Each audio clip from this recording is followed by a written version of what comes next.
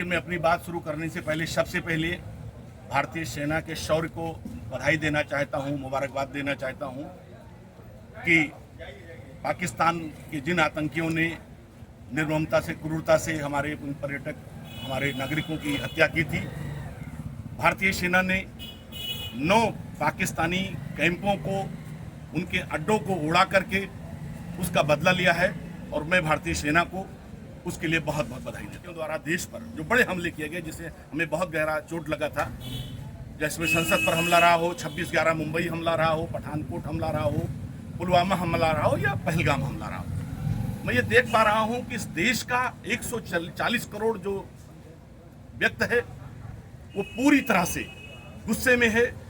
और इतना एकता, हिंदू, मुस्लिम, सिख, ईसाई, हर वर्ग के लोग देश के साथ, अपनी सेना के साथ जिस बहादुरी के साथ और जिस मजबूती के साथ खड़े हैं, ऐसा पहले मुझे नहीं देखने में आया। लोगों ये हमारे लिए उनको और टारगेट करने की जरूरत नहीं है। हम अंदर के जो भी कोई बात होगी वो पहले देश दुश्मन से हमें निपटने में हमारी प्राथमिकता है। मैं एक चीज और इस जिम्मेदारी के साथ कहना चाहता हूं कि हमारी लोगों से बात हो रही, खासतौर से मुस्लिम समाज ये कह रहा है कि पाकिस्तान से अगर जंग हो रही है तो हमें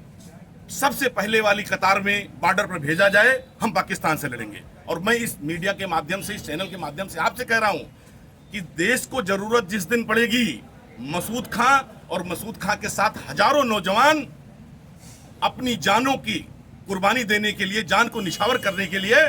पाकिस्तान से लड़ने के लिए हमें बिल्कुल तैयार हैं। हमें सिर्फ सरकार की आदेश की जरूरत होगी। जो है आयुक्त को ज्ञापन सौंपा गया है। आज मंडलायुक्त महोदय को एक 4 सूत्रीय ज्ञापन हमने और तमाम हमारे साथियों ने सौंपा है। लेकिन मैं अपनी बात शुरू करने से पहले सबसे पहले भारतीय सेना के शौर्य को बधाई देना चाहता हूं, मुबारकबाद देना चाहता हूं कि पाकिस्तान के जिन आतंकियों ने निर्ममता से, क्रूरता से हमारे पर्यटक, हमारे नागरिकों की हत्या की थी, भारतीय सेना ने 9 पाकिस्तानी कैंपों को, उनके अड्डों को उड़ा करके उसका बदला लिया है और मैं भारतीय सेना को उसके लिए बहुत बहुत बधाई देता हूं। आज दूसरी जो मैं सबसे बड़ी बात कहना ये चाहता हूं कि देखिए, हम 1961, 1965, 1971 के जंग में हम तो पैदा भी नहीं हुए थे, लेकिन उसके बाद से कुछ जो बड़ी घटनाएं हुई हैं देश में, जो कि पाकिस्तानी आतंकियों या उनके समर्थित आतंकियों द्वारा देश पर जो बड़े हमले किए गए, जिससे हमें बहुत गहरा चोट लगा था, जैसे संसद पर हमला रहा हो, 26/11 मुंबई हमला रहा हो, पठानकोट हमला रहा हो, पुलवामा हमला रहा हो या पहलगाम हमला रहा हो, मैं ये देख पा रहा हूं कि इस देश का 140 करोड़ जो व्यक्ति है वो पूरी तरह से गुस्से में है